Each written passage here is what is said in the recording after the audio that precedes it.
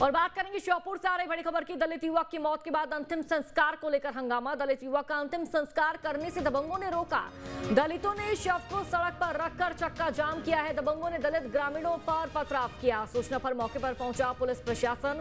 धरना प्रदर्शन कर रहे लोगों को समझाइश दी गई। अंतिम संस्कार की जगह को लेकर विवाद हुआ था।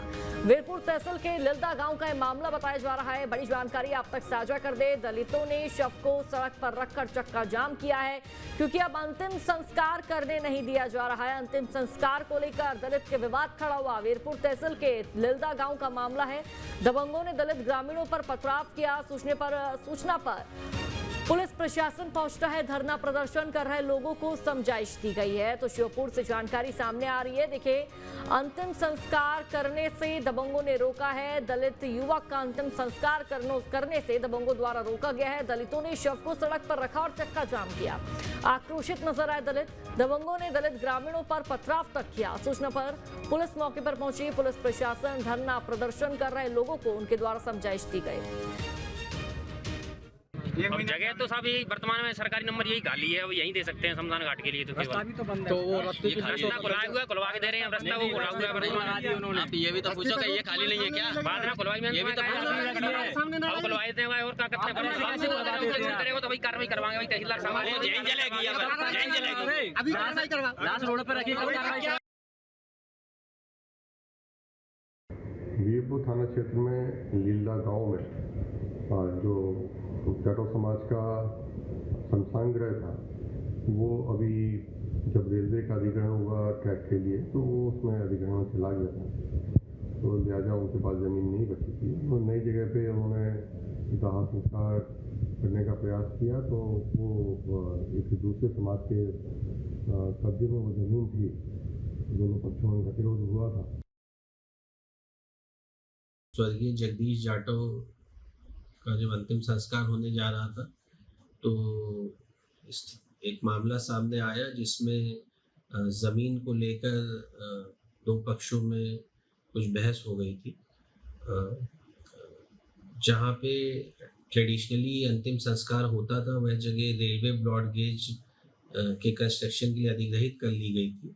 तो उसी के बगल से 2 खेत छोड़कर एक और भूमि थी जिसको अंतिम संस्कार के लिए चिन्हित कर दिया गया था।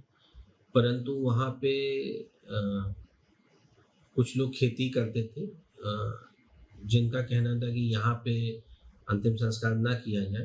तो ज़मीन का विवाद था जिसका सीमांकन करके अब सुलझा लिया जाएगा।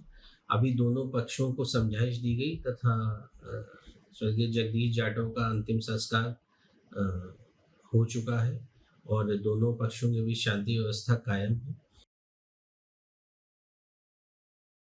और ज्यादा जानकारी साझा करेंगे स्वदेश भारद्वाज हमारे साथ जुड़ चुके। स्वदेश, कैसी मानसिकता के लोग हैं एक दलित युवक का?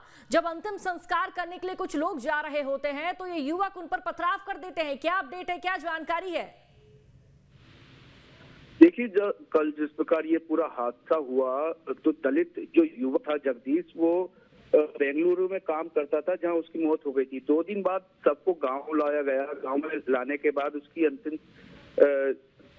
संस्कार के लिए जब नए जो सरकार द्वारा और स्थानीय प्रशासन द्वारा जो शमशान घाट के लिए जमीन दी गई थी वहां जलाने के लिए ले गए, तो उस वक्त वहां पर जो मौके पर थे जिन्होंने कब्जा कर रखा था जमीन पे, उन्होंने इसका विरोध किया।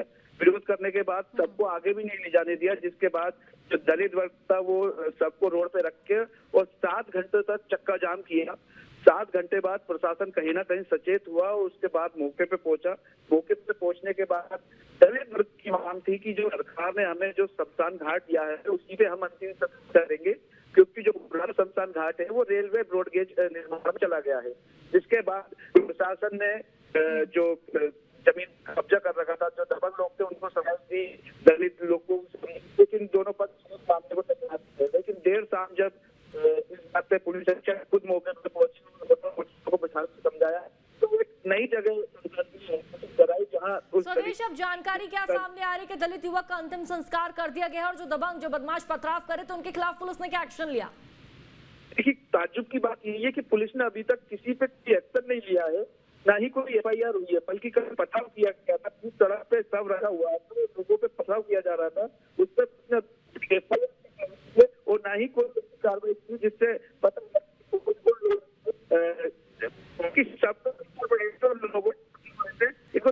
ठीक है स्वदेश, अब देखना होगा क्या कुछ पुलिस प्रशासन द्वारा एक्शन लिया जाएगा। शुक्रिया आपका जानकारी साझा करने के लिए।